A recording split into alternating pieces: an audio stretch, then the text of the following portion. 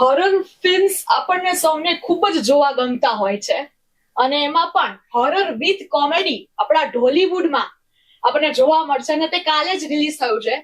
નમસ્કાર દર્શક મિત્રો, હું છું આપની સાથે હિતેશ્રી દવે અને અત્યારે મારી સાથે છે ફાટીને મૂવીના કલાકારો અને રાઇટર ડિરેક્ટર અને અગ્ર ગુજરાત આ સર્વે મહેમાનોનું હાર્દિક સ્વાગત અને અભિવાદન કરે છે. અને સૌથી પહેલા તો ફૈઝલ હાશમીની જેના રાઇટર ડિરેક્ટર છે આકાશ ઝાલા, હેમિન ત્રિવેદી, હિતુ કનોડિયા અને એમના વાઇફ આપણી વચ્ચે ઉપસ્થિત છે.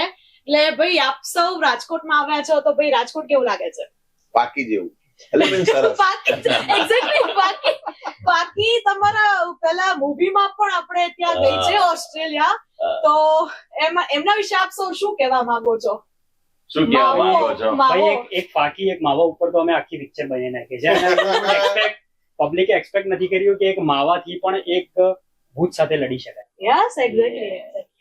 હિતુ સર, તમે પેલા વશ મૂવીમાં એઝ અ ફાધર રોલ કરેલો છે અને આમાં પણ તમે ફાધરના રોલમાં પણ છો. પેલું પણ હોરર ફિલ્મ હતું અને આ હોરર વિથ કોમેડી ફિલ્મ છે, તો આપને કેવું લાગી રહ્યું છે? બહુ જબરદસ્ત. એ જે ફાધર ની ફિલિંગ હોય છે ને, હું બહુ સ્ટ્રોંગલી ફિલ્મો થકી પોર્ટ્રે કરી શકું છું કે મારો ને મારા પપ્પાનો બોન્ડ એવો હતો, એટલે એને હું ટ્રાન્સલેટ ફિલ્મોમાં કરી રહ્યો છું. એટલે મને એ બહુ મજા આવી રહી છે કે મારી દીકરી હોય અને એના માટે ચેલેન્જ ઉપાડી લઉં કે ભૂત સાથે પણ લડી જાઉં. એ વિચારો એ કયા પ્રકારનું ઇમોશન હશે અને એ જે સિચ્યુએશન કોમેડી એક પછી એક બને છે, અદ્ભુત. Yes yes, it was mind blowing. હવે આપણે ભાઈ ભૂત બાબા એને આપણે પ્રશ્ન પૂછું, ભાઈ તમારી આંખ કેમ? તો ભૂત બાબા. ઓકે, ભૂત બાબા. ઓકે. એટલે તમને કેમ એવો રોલ આપ્યો તો કે આંખ મોટી મોટી રાખવાનો અને એવો? શું જોવાઈ ગયું હતું?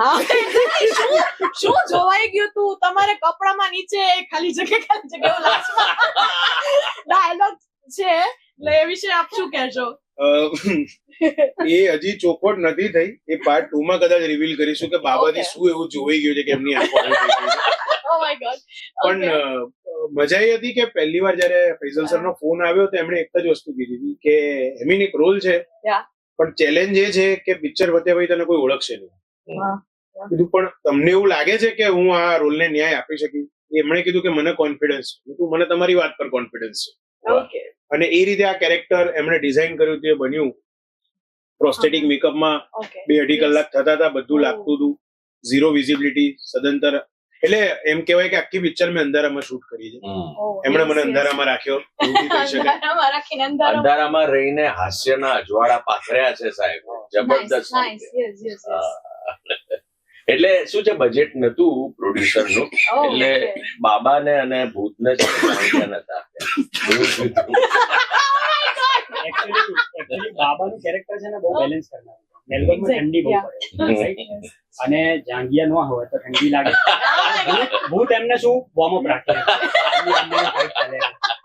નવો એંગલ આવી ગયો છે, તમને ખબર જ નથી. ભાઈ હવે ઝંડુ ભૂતના જે કિરદારમાં છે, એટલે તમને એ રોલ ભજવવામાં તમને કઈ કઈ મુશ્કેલીઓ પડી ને તમે અમને શું કામ એવો જ રોલ આપ્યો છે? આ પહેલી ડિફિકલ્ટી તો આ જ છે. નામ પણ લોકોને નથી સમજાતું કે શું છે પહેલી ડિફિકલ્ટ. બીજી એમીને કીધું એ પ્રકારની કે ભાઈ પત્યા પછી લોકો ઓળખશે નહીં એવું છે, પણ એક ડિફિકલ્ટી. અને રોલ દરમિયાન એમીને પણ વાત કરી, અમને બંનેને બહુ મેકઅપમાં બહુ જ વાર લાગતી હતી. અને આખા બોડી એ વેક્સ થાય તો શું પરિસ્થિતિ થાય, આખા બોડી પર કલર લાગે તો શું પરિસ્થિતિ થાય, નેલ્સ તમારા હોય તો રોજિંદા કાર્યોમાં શું ડિફિકલ્ટીઝ પડે, એવી બધી ડિફિકલ્ટીઓ પડતી ગઈ અને કરતા ગયા સરસ સરસ કેરેક્ટર. ભૂત તરીકે કેવી રીતે ચાલવું આપણે જોયું જ નથી તો કેવી રીતે એને વિઝ્યુઅલાઇઝ કરીએ?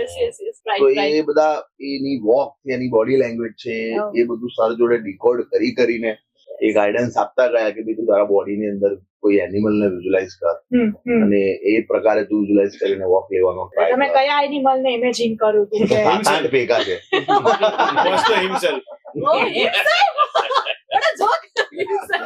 મેં એને બ્રીફ વખતે જ કીધું કે તારે ભૂત પ્લે કરવાનું છે અને બી યોરસેલ્ફ, એટલે સારું જ આવશે. એટલે વેક્સિંગ કરે અને પછી ઉપર તરત કલર કરે એટલે બીજા દિવસે આયા હું જો સવારે પહોંચ્યો ને કે મને એલર્જી થઈ છે બધી. મેં કીધું શું થતું હશે વિમેન ને જયારે આટલું બધું છે. એક્ઝેક્ટલી રાઈટ એટલે આખા બોડી પર રેસીસ થઈ ગયા હતા મને, અને એના ઉપર કલર લાગતો હતો, એટલે મેં લોહી આપ્યું સાથે. નાઈસ એક ઇન્સિડન્ટ એવો હતો સર કે જયારે આપણા એક્શન ડિરેક્ટર આવ્યા હતા ને, તો જે કીધું 2-2.5 કલાક લાગતા હતા, તો એમને એ વખતે એમણે પાછળ આવીને એવું કીધું હતું કે હિરોઈન બી કરને વાલી એક્શન.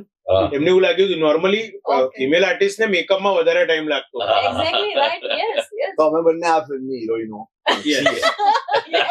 અને ઓલા મોટા મોટા નખમાં થયું તું શું એમ ઈ એક બહુ વાયરલ થયું છે મોટા નેલ્સ નું. યસ અને રોજિંદા કાર્યો એ શું છે બધી રોજિંદા કાર્યોમાં ખાવાનું હોય યસ તો એ ડિફિકલ્ટી પડતી હતી. હવે તમે બાકીની વસ્તુ ચમચીથી ખાઈ શકો, રોટલી કઈ રીતે ચમચીથી ખાવી, બરાબર. પછી ખાધા પછી પચી જાય તો શું કરવું, રોજિંદા કાર્યો. એટલે અમે સામે જઈને ઉભા રહીએ આમ કાદર ખાન ને મને ખંજવાળ, ક્યાંય પણ ખુજલી આવે, કારણ કે કોસ્ટ્યુમ એવા હતા અને બહુ ઠંડીના, અમારો ફ્લોર પર બહુ એસી બહુ ફૂલ રહેતું હતું. મારા કોસ્ટ્યુમ એવા છે કે મેં થોડું શું કે એક્સપોઝ કરી શકું, ગ્લેમર છું, ગ્લેમર જ આપણી પીછે. તો એના કારણે બધી ઠંડી વધારે લાગતી હતી અને ઈચિંગ પણ થાય, કારણ કે બીકોઝ ઓફ ધેટ વેક્સ. અને તો ખંજવાળ આવે તો હું ખંજવાળું તો નખ નીકળી જાય, તો મેકઅપ ક્યાં યાર તું એક નેલ્સ નહીં સંભાળ પાતે હો, ભાઈ ક્યાં કરું. એટલે હું આમ દિવાલ પાસે ઉભો રહી જાઉં, ખંજવાળી લ્યો.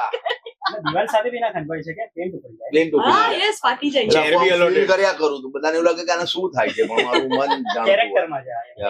ઓકે ફોન આવે તો હું ઉપાડી ના શકું, ઓ તો હું એમીન જોડે જઉં તો એને દેખાતું ના હોય, જવું ક્યાં એમ. અને હું ફોન લઈને જવું તો અમુક પ્રાઇવેટ ફોન આવતા હોય તો એ બહાર નીકળી જાય. યસ બહુ થયું છે, એમને મોક્ષ ના મળે એ વાત Yes, સાચી. હવે મહેનત તો પડે છે. પણ તમે કહું બાળકોમાં જેટલા પ્રીમિયર થયા, જેટલા લોકોએ અત્યાર સુધી જોયું, બાળકોમાં સૌથી પોપ્યુલર એ ભૂત છે, બધાને ગમે છે, ગમે છે. તો બધી તકલીફો જે પ્રેમ મળે ત્યારે સારી લાગે. Yes, right. ફેઝલભાઈ, તમને આ વિચાર ક્યાંથી આવ્યો આવી રીતના હોરર વિથ કોમેડી લખવાનો? ના, 2021 જ હું અને મારા રાઇટર જે છે મારી સાથે, જેને યા અમે લોકો ડિસ્કસ કરતા હતા. એ વખતે છે ને ગુજરાતીમાં કોઈ પણ હોરર કોમેડી નથી આવી. એક્ઝેક્ટ. આપણે લોકોએ સ્ત્રી જોઈ હતી અને આપણે લોકોએ ભૂલભુલૈયા 1 જોઈ હતી. ભૂલભુલૈયા 2 પણ નથી. ઓકે યા ત્યારે અમારા મગજમાં નક્કી હતું આપણે હોરર કોમેડી કરીએ, પણ હોરર કોમેડી એવી કરીએ કે લોકોને સ્ત્રી અને ભૂલભુલૈયા લેવલની લાગે, એવું દેશી ન લાગવું જોઈએ.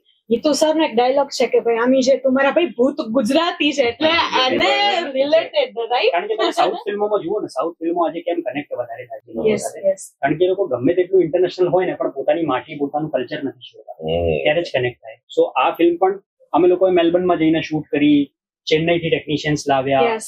ઇંગ્લિશ એક્ટર્સ છે, પણ વાત આપણી માટીની છે. Why Melbourne? કેમ ગુજરાત, ઇન્ડિયા નહીં?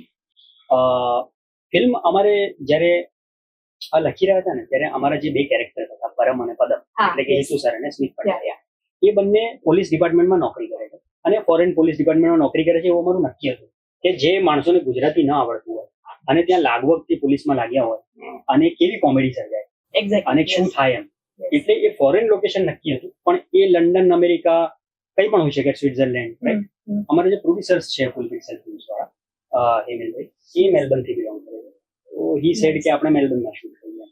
Nice nice. તમને લોકો તરફથી કેવો બધાને પ્રતિસાદ મળ્યો છે? આ અદ્ભુત પ્રકારનો અમે વિચાર્યું, એકચ્યુઅલી અમે વિચાર્યું હતું કે બહુ મજા આવેગા, પણ આટલી બધી મજા આવશે. આ રીતનો એક એક વાક્ય, એક એક કેરેક્ટર, એક એક સેન્ટેન્સ, એક એક વસ્તુ. હવે તો સેકન્ડ ટાઈમ પણ પિક્ચર જોવા મળ્યા છે બધા, ગઈકાલે રિલીઝ થયું. Yes yes. અને સાથે ડાયલોગ રિપીટ કરી રહ્યા છે અને ટ્રેલર એટલું ગોખ્યું, જેમ તમે ગોખ્યું ને એ રીતે આખી ફિલ્મના ડાયલોગ્સ બધાએ ગોખી નાખ્યા. આ શોલે પછીનો મને લાગે છે એક નવો પ્રકારનો એક અનુભવ ગુજરાતી ફિલ્મ ઇન્ડસ્ટ્રીમાં થઈ રહ્યો છે કે હવે ડાયલોગો પણ બધા લોકો સાથે રિપીટ કરી રહ્યા છે. એક્ઝેક્ટ. સંગીતમાં વાત કરીએ તો આની અંદર ઇમોશનલ સોંગ પણ છે, એક બાપ દીકરી માટે, યસ એક રેપ સોંગ પણ છે, યસ. અને એક આઈટમ નંબર પણ છે.